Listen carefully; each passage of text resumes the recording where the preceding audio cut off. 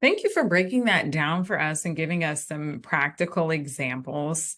Um, I'm seeing and reflecting on past examples of workplace bullying that I didn't even kind of attribute to bullying. And now I can see that they definitely were. We've discussed culture and employee well-being on the podcast before. Can you tell us more about how you think workplace bullying affects an organization's culture? For sure.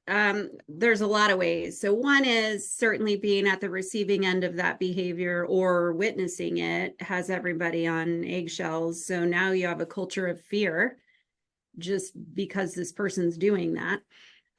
You need psychological safety if you're going to, for example, be an organization that claims diversity and inclusion is important to you, but you are ignoring behaviors that are not inclusive and create a lack of psychological safety. So there's that.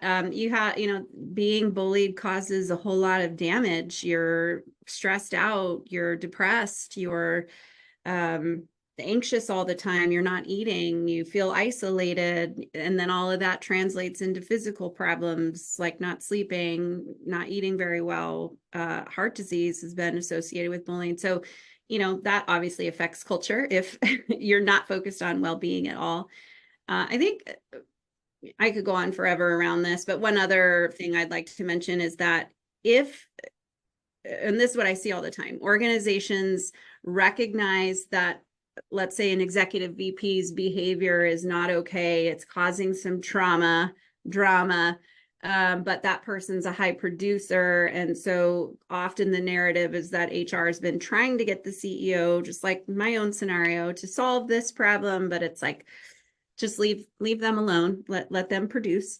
And so that creates a culture of results over people and a culture that does not care about well-being. So there's a lot of messaging that comes when you're ignoring bad behavior. So I do feel like organizations do things in silos. We have a well-being program and we have a DEI committee and employee engagement survey. Those are not siloed, isolated culture initiatives. They all go together and they are all intertwined by psychological safety and respect.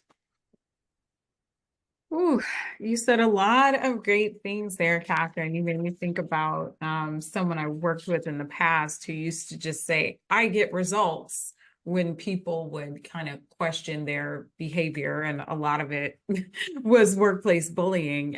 So, yeah, it's important to consider the people along with those results as well.